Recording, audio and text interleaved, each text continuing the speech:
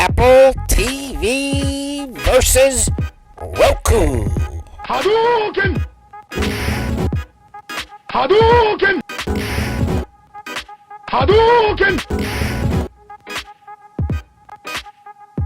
How you doing? I am Seth with Air Theater Designs. I'm Will. We're here today to talk about a really popular topic today is Roku versus Apple TV. We get this question a lot from our clients, and we figured, hey, let's take a few minutes and give you the scoop. Something that needs to be discussed for sure. Absolutely. So the first thing to talk about would be, are you Apple guy? So Apple guy is the guy who's bought lots of content through iTunes, through iCloud, rented content. And if you like the idea of watching those videos or listening to that music and being able to do it through your streaming device, it works much better doing it through an Apple TV. It does. With your Apple TV, if I'm trying to use it for Netflix, Amazon, whatever, I'm going to see all that content that I previously purchased or rented. And you don't have that capability through a Roku. There's ways to do it, but it's kind of a nightmare. And for somebody that just goes, hey, I want to watch my video, you want to do it through an Apple TV. Yeah, so. Stay Apple. Stay in the Apple ecosystem. Yep. So I'd say that's a check mark for Apple TV. Check. That's a plus. Second thing we'll talk about is AirPlay or screen mirroring. So as you may know, AirPlay or screen mirroring are a way to take content from your Mac, your iPhone, your iPad, zap it up onto your TV. With Apple, that whole process is very seamless. Up until, whatever it was, a year and a half ago or whatever, you couldn't do it through a Roku. Then they made kind of a workaround, and we do have a video on our YouTube page that shows how to do that, but it's nowhere near as seamless as you find doing it through the Apple TV. And you can have quirks now and then where it's like it decides to work for a month, and then it just decides not to work. No reason. It's not going to work today. You don't see that with the Apple TV stuff. So. You don't. Actually, I think with the video on the Roku, I think that was our first instructional how-to video. Yeah, I think so. Yeah, you're right. That's funny. So, yeah. So I'd say that's another check for your Apple TV. What do we got third on here? Oh yeah, compatibility with other apps. Yeah, this is the big one. So as we know, all these things can do 10,000 different apps, from Netflix to Amazon to apps that are much more obscure. And what we've seen over the last couple of years is that some of the apps that played with Roku no longer play. And I think what it is let's say that Spectrum, we'll take the Spectrum app for one. Let's say that he is Spectrum and I am Roku, and we're at the bargaining table. Roku's kind of the guy with the folded arms, with the, I don't know. I don't have much money here in these here pockets. You got to pay to play. So that's Roku. Apple's got $200 billion in cash.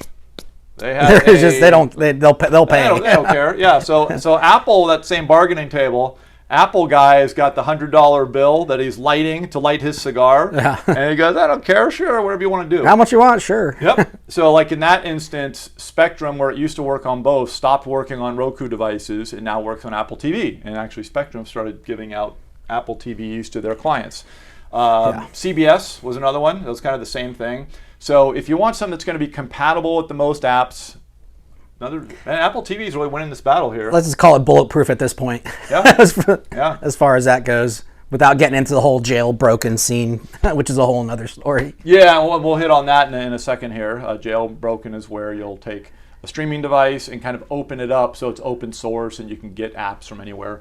However, we do have one where Roku might get on the board here, and this is your capability to work with universal remotes. So we sell universal remotes. Our clients love them. We have URC and RTI as our two main lines. Awesome remotes. And with our remotes, we have where you touch a button, it gets everything where it needs to be and makes it to easily use the system. With an Apple TV, we can have where when you hit the button that says watch Apple TV, bing, bang, boom, everything goes where it needs to go. Right input, right sound mode, right power mode, blah, blah, blah. And then you're looking at your main menu of apps. So Netflix, Amazon, Hulu, Disney, blah, blah, blah, all of them. With Roku, we can go a step further. With certain apps, we can have where when you hit a button on the remote, in addition to doing all that stuff, it'll also turn on the Roku and go directly into the app that you want to watch. Netflix, Amazon, YouTube, and Disney are kind of the big four that work with that right now. Yeah, it sounds really good. So the benefit of that is I was just watching The Stand on Paramount Plus. It's a movie based on an old Stephen King book, great book. But anyways, Mother Abigail, and this is 108 years old. So if you have Mother Abigail at home, Mother Abigail wants to watch some Amazon, Mother Abigail may not be comfortable grabbing the universal remote, getting Apple TV going, and then looking at the myriad of apps and going, I don't know where Amazon is. Here, Will, turn on Amazon for me. Yeah. Mother Abigail, 108. She doesn't know. It's on her time. She might could probably tell you how to affix a wagon wheel to a wagon. Or makes an awesome like apple pie. Yeah. The spinning wheel, the clay pot, you know. But not too down with Amazon. No. So Mother Abigail, though, has one of our universal remotes and a Roku. On the main screen, it would say Amazon. So when she hits Amazon, TV turns on, surround sound receiver turns on, proper delays happen, Roku turns on, proper delays happen, right sound mode, everything, right input on the TV, right input on the surround sound receiver, and then it goes into. So you got any Mother Abigails at home? That can be very convenient. So that's a check for the Roku. Yeah, shout out to Mother Abigail. Yeah, there we go. There we go. So we'll talk also real briefly about other devices. So for our clients, we find it very important to have something that's reliable, something that we know is going to work every time, something that isn't going to, an update is done and everything changes on the screen. And that's why we recommend Apple TV or Roku for people that want that reliability. There's a bunch of other streaming devices. There are the Fire devices from Amazon. There's Nvidia Shield. There's Superbox. There's all these kind of things out there. Yeah. And for some people, we talked before about Apple guy. If you are tech guy or hacker guy, you might like an Nvidia Shield or a Superbox because they're kind of open source. So I can go get the Francis Ngannou fight the other day for free, and I can find the illegal. When Chargers were in San Diego, when the Chargers were blacked out, you could easily go to one of these apps and find the illegal torrent and watch the game. Too soon. I still have my Chargers wound is still open. sorry to bring that up again. Sorry to inflict more pain.